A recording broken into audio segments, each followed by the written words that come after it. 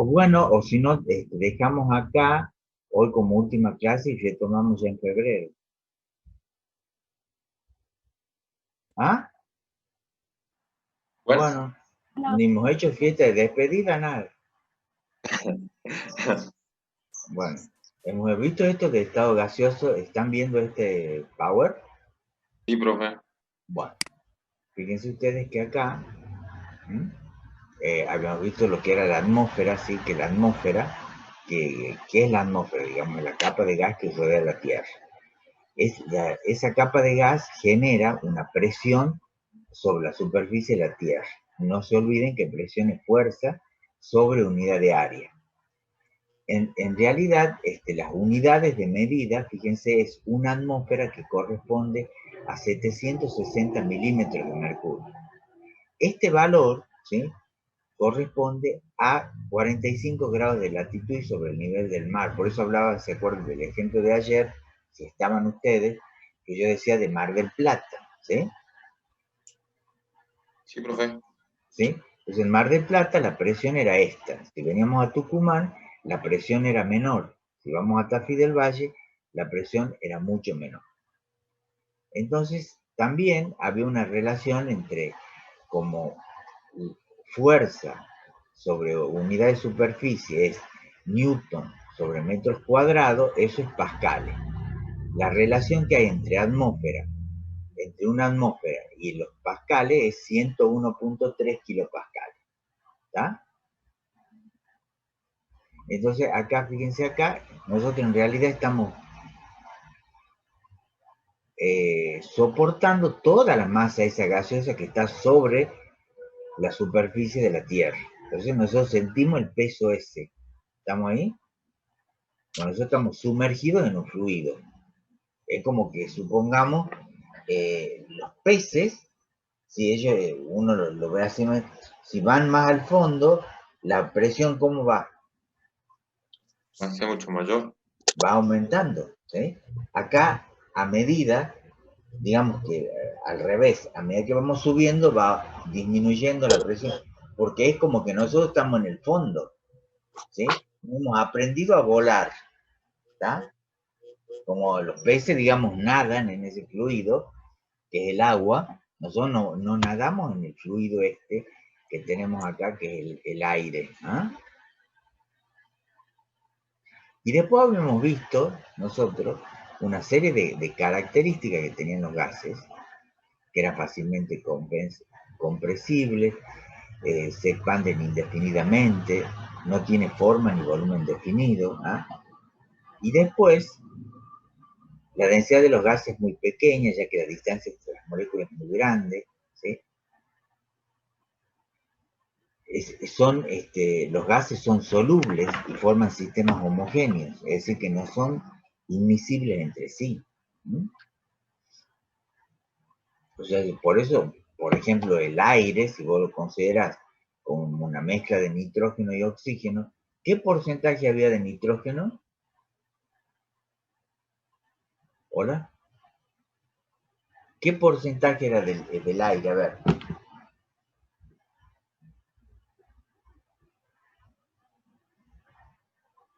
Perdón, profe, ¿qué dijo?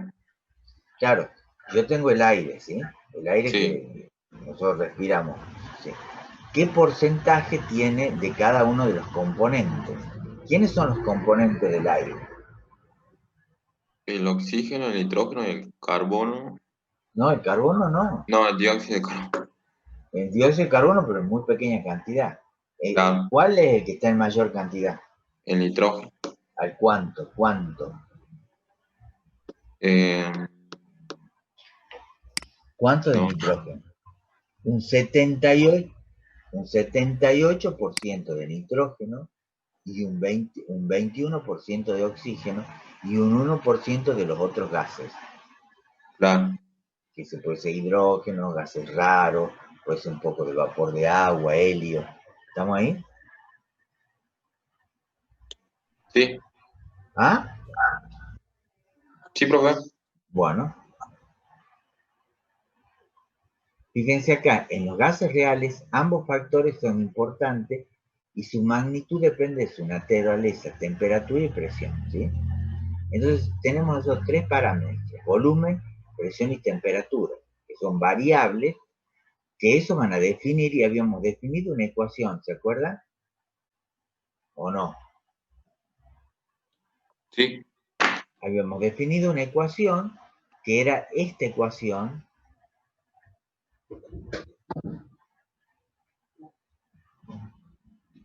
esa ecuación que la teníamos acá, ya les digo, esta ecuación, que P1 por B1 sobre T1 era igual a P2, B2 sobre T2, y esa ecuación, si empezábamos a decir, si el proceso era isotérmico, sacaba las temperaturas. Quiere decir que la temperatura es constante. Si el proceso es, si el proceso es isocórico, sacaba ¿quién? Los volúmenes. Y si el proceso era isobárico, sacaba las presiones. ¿Se acuerdan de eso o no? Sí, profe. Bueno, y teníamos otra ley que era la de Avogadro, que relacionaba en realidad a Avogadro el volumen del gas con la cantidad de gas. Si yo aumento, el volumen era directamente proporcional al número de moles. Y él sacó que un mol de gas en condiciones normales de presión y temperatura, que es una atmósfera, o sea, 101.3 kilopascales y 273 Kelvin, el volumen del gas, de un mol de gas, es de 22,4 litros. Eso sí lo han visto, ¿verdad? ¿O no? Sí. En química lo deben haber visto o no. Claro. ¿Ah? Sí, profe. Entonces, fíjense ustedes que el mol era un número. Así como yo hablaba si yo digo, por ejemplo, una docena de naranjas, ¿cuántas naranjas tengo? Si yo hablo de una docena de naranjas, ¿cuántas naranjas tengo?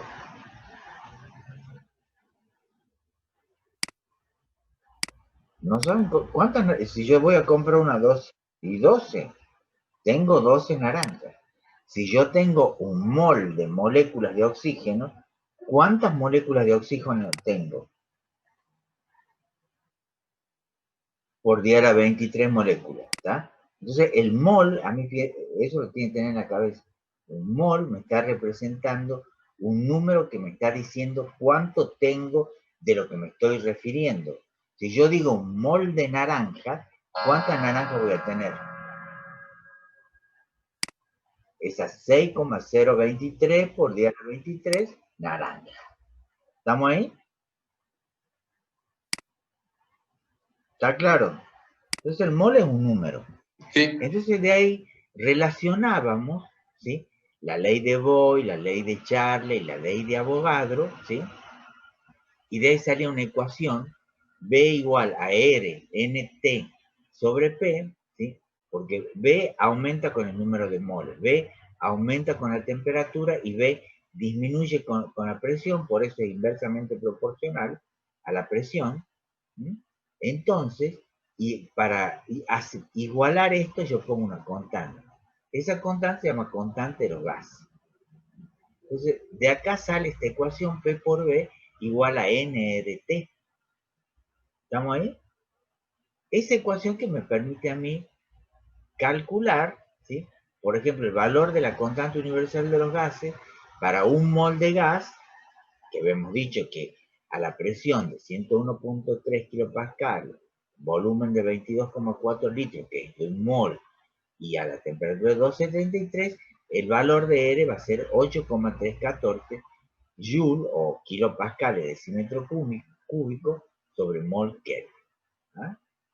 O si yo pongo acá, por ejemplo, en lugar de poner eso, pongo, por ejemplo, que acá, que la presión es de una atmósfera, el volumen es de 22,4 litros y la temperatura es de 273 Kelvin, ¿sí?, hago exactamente lo mismo que acá y pongo R igual a P por B sobre NR. Como hablo de un mol, entonces R será igual a cuánto. Como yo acá tengo una atmósfera por los 22,4 litros dividido en un mol, porque estoy hablando de un mol, y 273 Kelvin, esto me da R como 0,082 litros atmósfera sobre el mol Kelvin. ¿Está claro eso o no? Acá usamos otras unidades, entonces el valor de R puede ser este valor o puede ser este valor, lo voy a usar dependiendo de qué unidades me den. ¿Estamos ahí o no? Sí, profe. Bueno. Fíjense acá, les da las relaciones que pueden tener entre estos sistemas, ¿sí? En el sistema MKS, en el sistema internacional, ¿sí? O en el sistema CGS. ¿Sí? En el sistema internacional, mol, ¿sí? La presión en kilopascales, el volumen en decímetros cúbicos y la presión en K sería 8,314 Joule sobre mol Kelvin. ¿No? ¿Estamos hasta acá? Seguimos y habíamos visto el ejemplo este. ¿Se acuerdan de este ejemplo o no? Sí, profe. Entonces, En en este donde hace ejemplo, variar la presión, la claro, temperatura. hacíamos variar, por ejemplo, acá, yo ¿qué tengo constante en el punto A? El Dice, volumen. el volumen es constante. Entonces, si el volumen es constante, y si yo varío la presión, aumento la presión, tiene que aumentar ¿qué? Ustedes siempre tienen que acordarse de la ecuación esta. ¿De qué ecuación? De P1, que P1 por B1 sobre T1 es igual a P2, B2 sobre T2. En este caso, me dice que el volumen es constante. Entonces, ¿qué me queda? P1 sobre T1 es igual a P2 sobre T2. Si el volumen es constante, el proceso, ¿cómo se llama? Isocórico.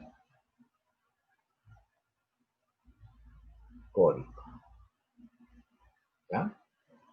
Acá, un aumento de la presión, esto, las pesas estas representan la presión. Mayor presión, mayor temperatura. ¿Estamos ahí? Hola. Sí, En cambio acá, en el punto B, ¿qué es constante? la temperatura. La temperatura. Entonces la pongo que la temperatura es constante, entonces el proceso es Térmico. isotérmico. Me queda a mí P1 por B1 igual a P2 por B2. Entonces fíjense, un aumento de la presión provoca una disminución del volumen. ¿Tá? Y en este otro problema, ¿qué es constante acá? En el C. Presión. Entonces la presión es constante. ¿Qué tipo de proceso? Isobárico. Bárico. ¿Okay? La presión es constante, el proceso es isobárico, entonces yo tendría acá, de acuerdo a lo que tengo allá, ¿sí? Sacar presión y me quedaría volumen 1 sobre temperatura 1 igual a volumen 2 sobre temperatura 2. ¿Está? Entonces acá, fíjense, la presión permanece constante, tengo las mismas pesas, aumento la temperatura y sin duda va a ejercer un aumento de la presión. Acá, un aumento del volumen porque la presión es constante. Fíjense acá, yo tengo un proceso que es a presión constante, a temperatura constante, pero yo veo que aumenta el volumen. ¿Y por qué aumenta el volumen? Aumenta el volumen porque acá, ¿sí? He agregado masa. Esta es la ley de Avogadro, ¿sí? La ley de Avogadro me decía que B es igual a K por N. Si aumento el número de moles, aumento el volumen. Y el 8. ¿Está claro eso o no? Sí, profe. Bueno. Entonces había otra ley que es la ley de Dalton, ¿sí? La ley de Dalton habla de las presiones parciales. Capaz que la han visto ustedes en química o no.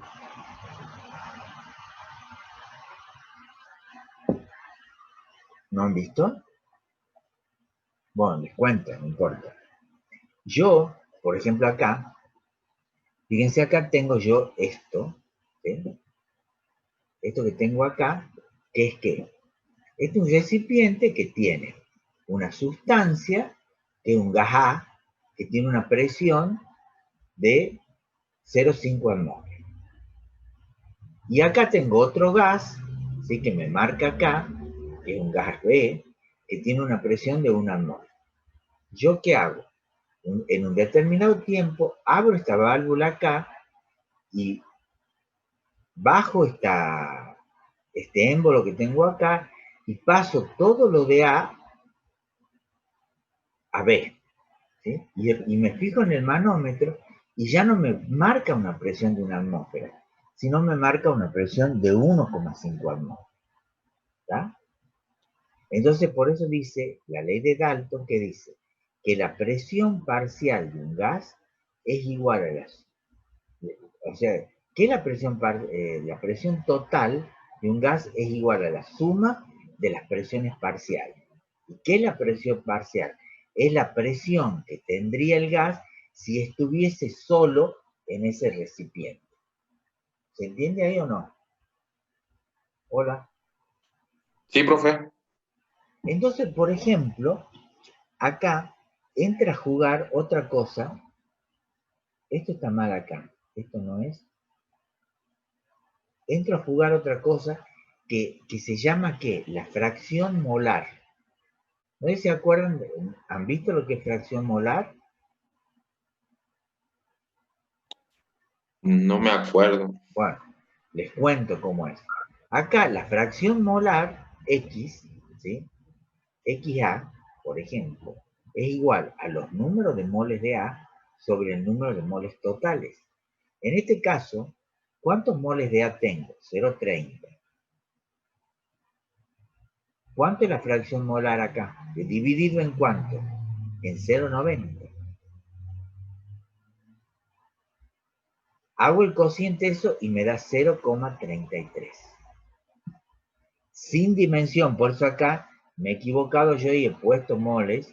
Sí, después no lo puedo borrar porque lo he llevado, lo he traído y me lo he quedado ahí a este. ¿Está? Entonces por eso acá no va moles. Es 0,33 porque mol con mol se va. La fracción molar, ¿sí? La sumatoria de todas las fracciones molares, X sub I, es igual a 1. Por lo tanto, acá, como yo tengo 2, yo sé que la fracción molar de A más la fracción molar de B me tiene que dar igual a 1. Entonces, hago el cálculo de la B y la X de B sería igual a la fracción, al número de moles de B, que es 0,6 mol, dividido en 0,9 moles. Mol con mol se van y eso me queda en 0,67. Sin dimensión. Si yo sumo los 0,33 más los 0,67, eso me da igual a 1. ¿Está claro? Sí, profe, está claro. Entonces yo, fíjense, yo puedo calcular, si yo tengo, acá en este caso, la presión total es 1,5 atmósferas. Yo puedo calcular la presión en A conociendo la fracción molar, XA por la P total. O sea que acá sería 0,33 por 1,5 atmósferas. ¿Y eso cuánto me tiene que dar? Eso me tiene que dar 0,51. ¿Está claro esto o no? Sí, profe. Bueno, acá, en este otro ejemplo, fíjense, bueno, es más o menos lo mismo. Esta es la fracción molar, moles del componente, dividido en el número de moles totales, ¿no? O sea que, fíjense ustedes, ¿habían en el tubo en el tubo que ustedes tienen oxígeno? Si le agregan otro nitrógeno, por ejemplo, que es inerte, entonces va a aumentar la presión, ¿tá? La presión total del tubo. Y va a depender de qué? De la presión parcial del nitrógeno ese que ha agregado. ¿Se va entendiendo esto o no?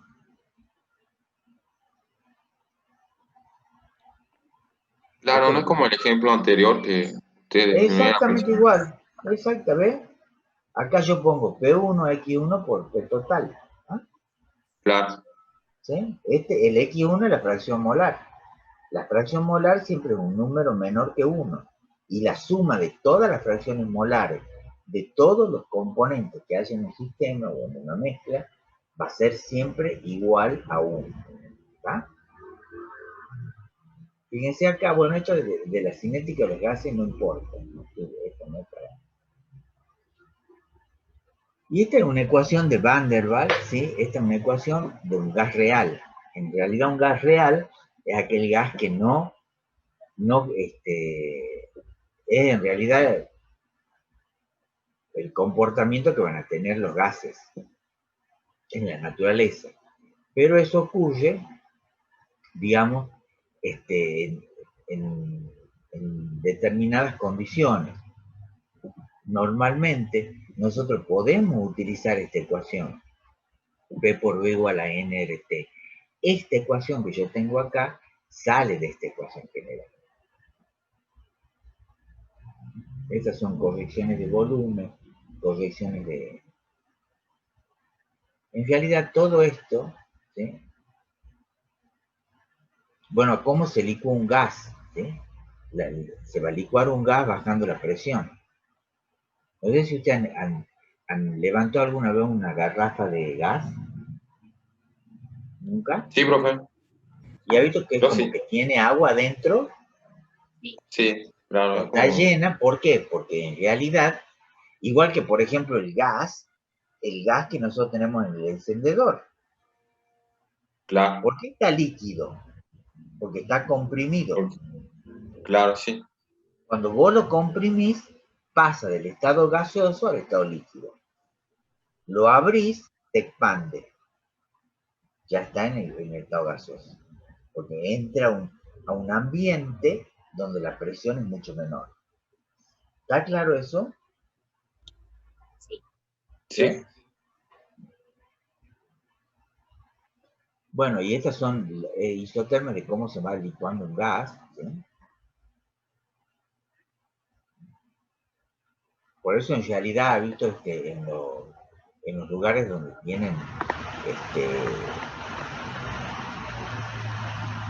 en los sanatorios o acá en el hospital Padilla, en el hospital Centro de Salud, hay, este, han visto esos grandes contenedores o grandes, digamos, garrafas, recipientes donde está el oxígeno, ¿tá?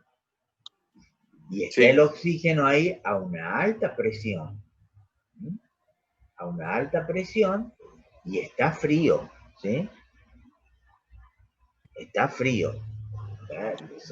Pero por eso ¿Y que, por qué está frío, profe? ¿ah? por, O por, sea, claro, porque cuando vos bajás la presión, baja la temperatura. claro, Y lo tenemos al estado líquido.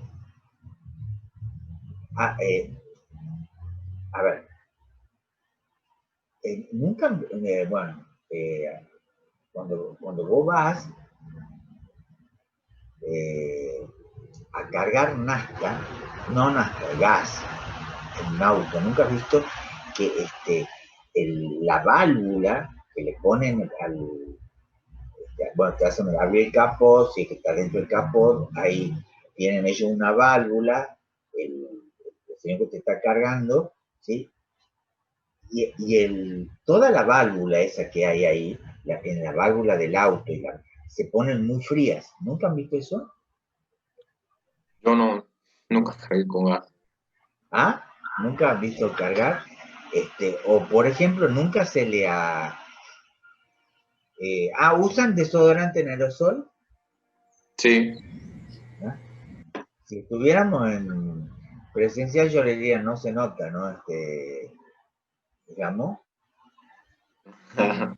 ¿Ah? Y dicen los chicos, ¿viste? Lo primero que hacen se ponen correr, pero ¿por qué? No, bueno, cuando usted se pone el desodorante en aerosol, siente que, como fresco. ¿Por qué? Claro, sí. Porque es una expansión adiabática. El gas se expande y al expandirse disminuye la temperatura.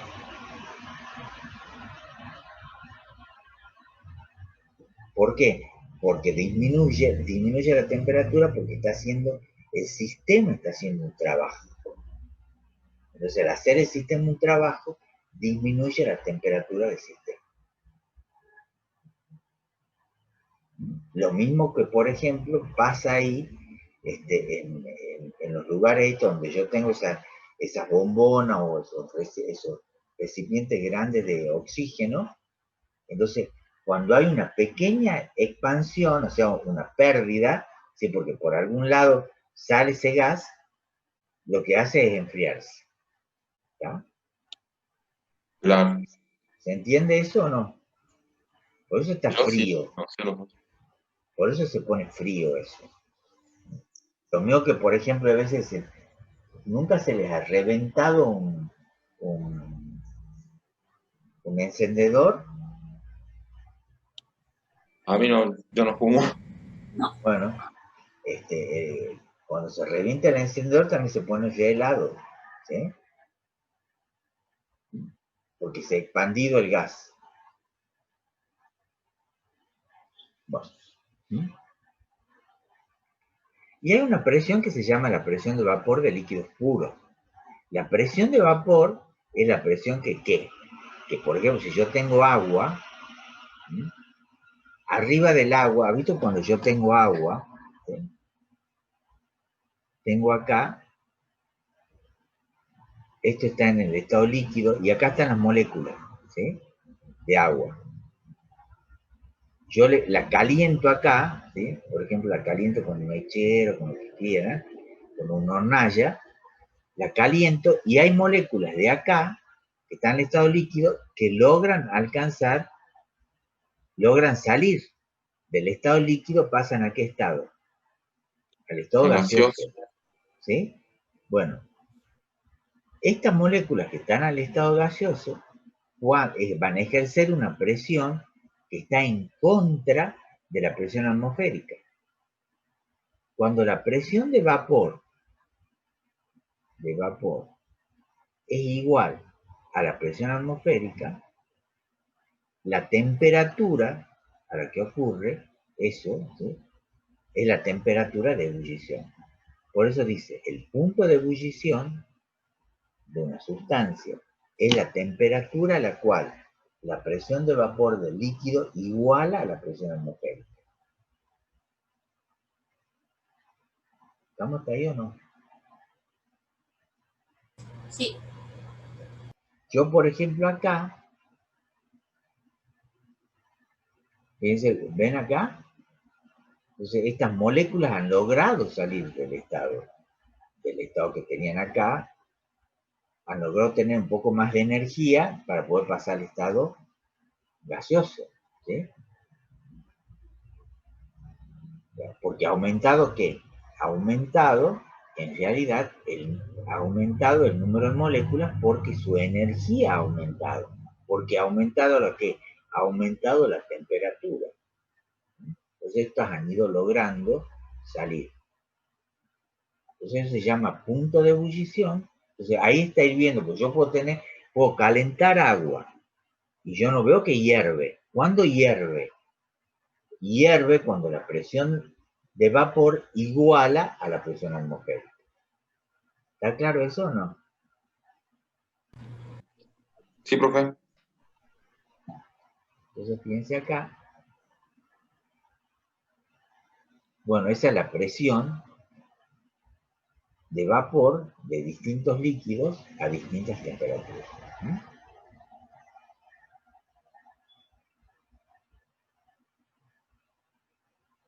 Bueno, esta es la ecuación de Clausius-Clapeyron que relaciona estos valores de presión con los valores de temperatura y me permite calcular, se llama un calor de vaporización, que es el delta de H de vaporización.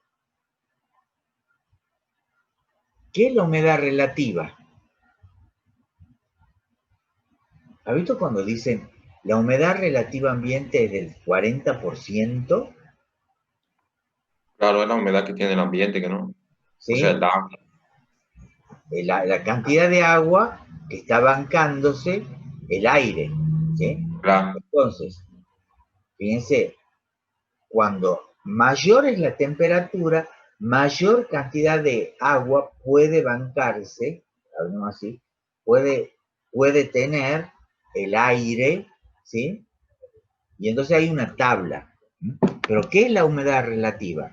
La humedad relativa es la masa que tiene el aire de agua por centímetro cúbico dividido en la masa, ¿sí? S, que es la masa que tendría que tener, o lo máximo que puede tener el aire de agua a esa temperatura. Está medido ya. Entonces hay una tabla, fíjense acá hay una tabla que dice que para 0 grados puedo yo tener una masa de 4,84 gramos de agua por metro cúbico. Ven, a medida que va aumentando la temperatura, va aumentando la cantidad de agua que puedo tener. Sí. ¿Sí? Por ejemplo, a 20 grados dice, a 20 grados es capaz de soportar 17,1 gramos de agua por metro cúbico. A mayor temperatura es capaz de mantener más vapor. Ahora, si yo enfrío por debajo, si yo tengo, suponte vos, 20, que banca 17,12 gramos, y yo bajo la temperatura, me voy a 12 gramos, a 12 grados centígrados, acá ¿cuánto banca la temperatura? 10,57, y yo tengo 17. ¿Qué le pasa? Y lo que pasa es que empieza a caer gotas. ¿Ha visto cuando uno en verano está haciendo mucho calor y hay mucha humedad? Eso es que a la noche enfría y uno ve, no sé si han visto el pasto húmedo, cuando se humedece Sí. el pasto, y no es que ha Que llovido, tiene rocío o algo así. ha caído el rocío, pero en realidad lo que ha pasado es que había mucha humedad y entonces esa humedad se la bancaba a altas temperaturas. ¿Sí? Fíjense ustedes que acá a 36 grados podemos tener hasta 41,82 gramos de agua por metro cúbico. Si de pronto baja la temperatura a 20 grados, aparece el rocío. ¿Se entiende esto o no? Sí, profe. Y bueno, y el rocío en realidad se representa en el 40%, o sea que 40% de humedad, ¿sí? Dice, la humedad relativa es relativa a qué. Por eso dice, supongamos que la temperatura del agua en un determinado es 32 grados centígrados. Bueno, Y el meteorólogo enfría el aire hasta que se deposita nieve del rocío y determina la temperatura de 16 grados centígrados. De acuerdo a la tabla anterior, sabemos que el aire contiene 13,5 gramos por metro cúbico de vapor de agua, ya que este es el valor para el valor saturado de 16. Sin embargo, como la temperatura real del aire era de 32, es capaz de, el aire a 32 grados es capaz de contener esta cantidad. Nosotros tenemos 13,50. O sea que del valor que puede contener a esa temperatura, yo tengo el 40%. ¿Estamos ahí o no? Sí, O sea, yo acá, entonces cuando a mí me dicen el 60% de la temperatura, el 60% de humedad, depende de la temperatura que estoy. ¿Estamos ahí? claro. Porque si yo modifico la temperatura, voy a modificar también el porcentaje de humedad. ¿Estamos hasta ahí o no? Sí, profe. Bueno. Y bueno, ustedes saben que el oxígeno es soluble en agua y es condición para que un agua sea potable que tenga oxígeno disuelto. ¿Ah? Entonces, los gases en el agua, porque en este caso el oxígeno, el valor que tiene de, el valor que tiene de, o sea, la cantidad de oxígeno que tiene es muy importante porque el valor de la solubilidad aumenta cuando disminuye la temperatura. O sea, si yo aumento la temperatura, va a disminuir la cantidad de oxígeno y los peces se pueden morir. ¿Está? Hace unos años, ahí en la laguna de Chascomús, lo que ha pasado es que ha aumentado la temperatura del agua y por lo tanto ha disminuido la cantidad de oxígeno. Y eso ha hecho que se mueran los peces. Claro. Entonces eso, en realidad, aumenta la temperatura del agua, pero disminuye la cantidad de oxígeno. Que uno podría pensar que no, pero la solubilidad de un gas, dice, aumenta cuando disminuye la temperatura.